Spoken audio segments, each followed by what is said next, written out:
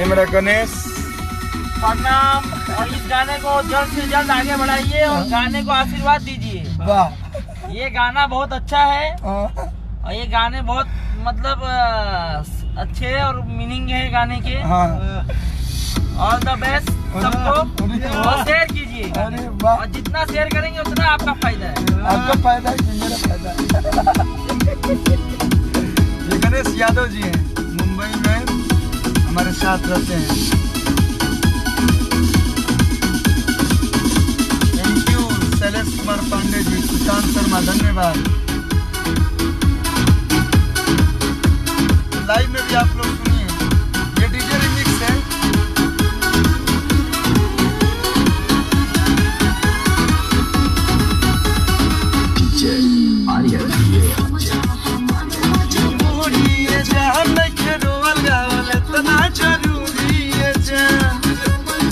DJ वाला गाना ऐसे डीजे मिक्स सुना होता है।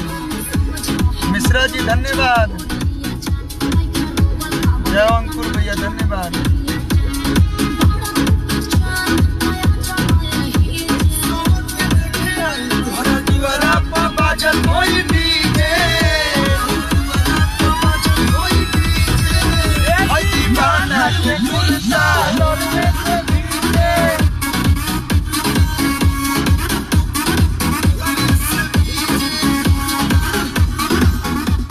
और एगो बात और बतावे आइल बनी कि जोना चीज के जोना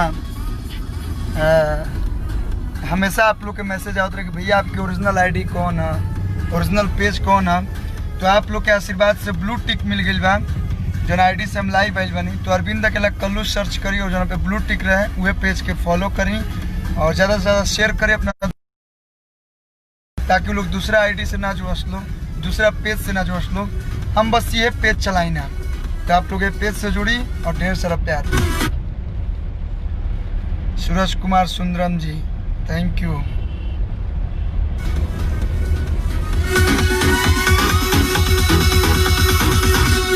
thank you Rajkumar, thank you आप सभी को दिल से थैंक यू।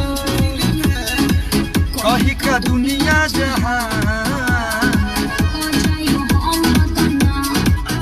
अखिलेश कश्यप आ गए, कैसे तू जाइबू कोरावा में, कैसे सुताइबू,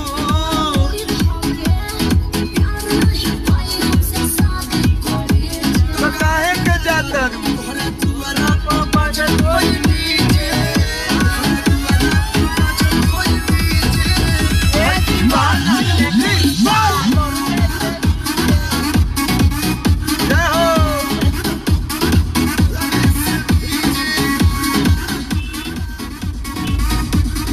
पहली बार सैड को हम लोगों ने डीजे पे लाया और आप लोगों ने इतना प्यार दिया।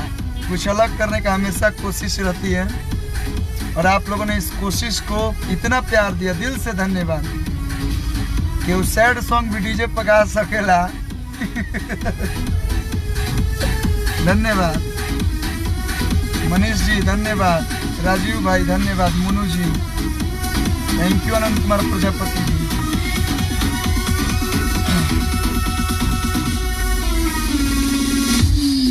अखिलेश भैया 27 के तैयारी कर लइका भइल बा, हाँ बबुआ भइल बा, एगो गाना आइल बा। तो आप लोग इतना प्यार देनी, दिल से बहुत बहुत धन्यवाद। और अभी हम शुभ घड़ी आयो हमारे फिल्म जो ओकर डबिंग करके निकला, तनी आवाज़ तक फसल बा, बट लेकिन सोचा नहीं है कि लाइव आके आप सबके धन्यवाद कहीं कहा कि आप लोग अपन कीमती समय निकाल के हमारे गाना कितना प्यार देने बैठ लोग।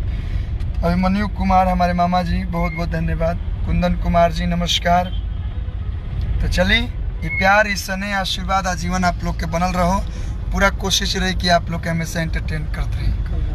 आज सच में मेरा छाती इतना चौड़ा कर दी मेरे टाइगर, खुशी में शब्दों का बयान नहीं कर सकता हूँ। अखिलेश कश्यप जी लव यू मेरे भैया। और मेरे साथ मेरे कैरियर में जितने भी राइटर हैं सब लोग मुझे प्यार करते हैं एक छोटे भाई की तरह। चाहे वो शुरू से देखिए गोविंद विद्यार्थी जी हों, आर पंकज जी हों, जाहिद अख्तर हो, मनोज मतलबी जी हों, अखिलेश कश्यप हो, सोनू सरगम जी हो, जितने लोग हैं सभी लोग इतना प्यार करते हैं। सोनू सुधाकर जी हैं, सब लोग एक से बढ़ के एक मैटर देते हैं तो हम गाते हैं। तो सारा श्रेय हम अपने म्यूजिक डायरेक्टर और राइटर को देते हैं, क्योंकि वो लोग हैं तो हम सभी सिंगर हैं। तो हम एक टीम है और हमारी पूरी टीम मेहनत करती है तो एक अच्छा गीत निकल के आता है। तो आप लोग के बीच बहुत सारा सॉन्ग आइल बा, तो आप लोग ओकरों को भी ध्यान दी लो। वर्ल्ड वाइड से मलकीन हो आइल बा, वेब से एगो बहुत प्यारा सैड सॉन्ग जेकर बहुत अच्छा रिस्पॉन्स आ रहा बा, एक कोरी पियावा एक कोरी यारवा। एंड बिहारी वुड से अगले जन्म में कुकरे ही कीजिए। आपने इस भाई को स्ट्रगल से गीतकार नहीं भाई समझ के इतना प्यार दिया है। मैं नहीं बोलता हूँ, जिसके साथ में शुरू से या जो भी क्रेडिट लेना मेरा काम नहीं है। और चाहे कोई भी लोग हो, चाहे वो, क्योंकि मैं भी आज इस पद पे हूँ तो किसी के क्रेडिट लेना मेरा काम नहीं है, वो किस्मत है और वो आपकी मेहनत है अखिलेश भैया कि आप इतना अच्छा लिखते गए, मेहनत करते गए, अपना दिमाग लगाएं। कई सारी परेशानियां आने के बाद भी आज आप एक अच्छे राइटर और एक अच्छे मुकाम पे हैं। आपको बहुत बहुत बधाई। और स्ट्रगल क्या होता है महाराज, कोई पेट से सीख के नहीं आता है, हम आज भी सीखते हैं। और मैं आज ही नहीं कभी भी क्रेडिट नहीं लूँगा, ये आपकी मेहनत है। सो अखिलेश कश्यप जी शुरू से ही हमको गीत दे रहे हैं। फिल्म में चिप्स किया के लिप्स पे चुम्मा लिहल करना उन्हीं का दिया हुआ था, वहीं से जर्नी स्टार्ट हुई। हमारे चैनल पे एक सॉन्ग है छठ के लिखनिया, मेरे किरण म्यूजिक एंटरटेनमेंट का सबसे पहला सॉन्ग और सबसे बड़ा व्यूज वाला गाना है, मतलब 6-7 मिलियन वाला गाना अखिलेश कश्यप जी के करियर में वो सबसे पहला था।